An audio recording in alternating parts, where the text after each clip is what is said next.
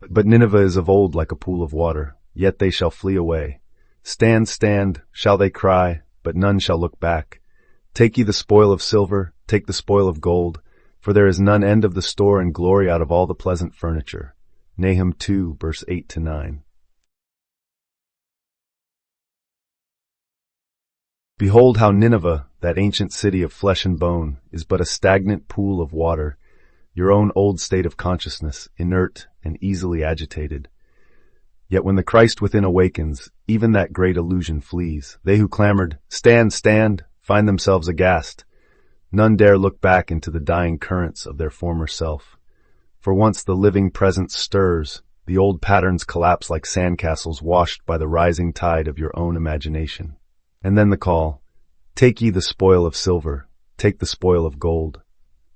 What is this treasure but the innermost riches of your being, those divine faculties of vision, hearing, touch, taste, and imagination that inhabit you now? These are no earthly metals, but the very substances of thought, feeling, faith. There is no end to their store or glory, for your imagination is the infinite warehouse of God. Every pleasant furniture you have ever dreamed becomes real in the hand of the dreamer. Test this. Put forth the hand of the inner Christ upon an object that only you can behold in mind. Hear with ears no mortal can touch. Taste the cup filled by your own faith.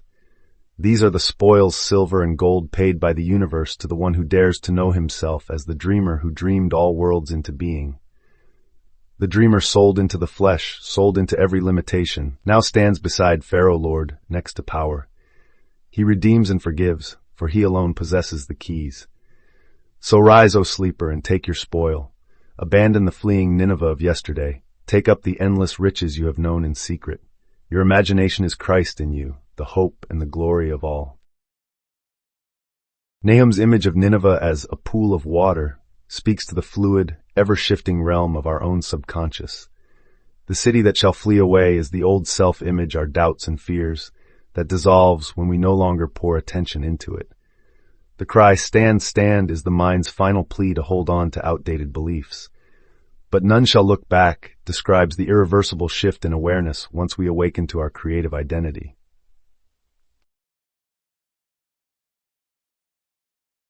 This passage portrays creation as an inward drama. The spoil of silver and spoil of gold represent the unlimited riches stored in imagination. In Neville's framework, consciousness is the womb of reality. To take the spoil is to withdraw from the subconscious reservoir of ideas, silver for clarity, gold for joy, and to manifest them outwardly. The metaphysical law at work is, every external change is preceded by an internal act of faith-filled imagining.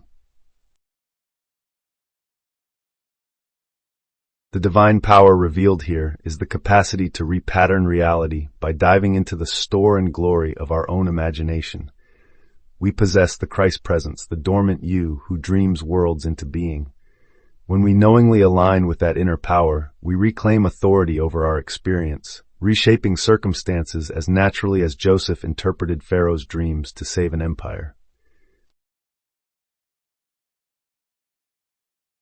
Begin by identifying a specific desire that resonates with the silver clarity or golden joy inside, allowing its vivid promise to awaken a quiet excitement.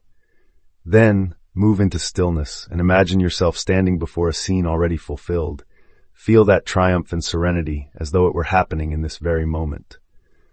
As old doubts surface, turn your attention away from them and treat the new inner vision as unshakable fact. Carry that energized feeling into every corner of your day, sensing each question or obstacle as an invitation to reaffirm the precious spoil you have already claimed in imagination.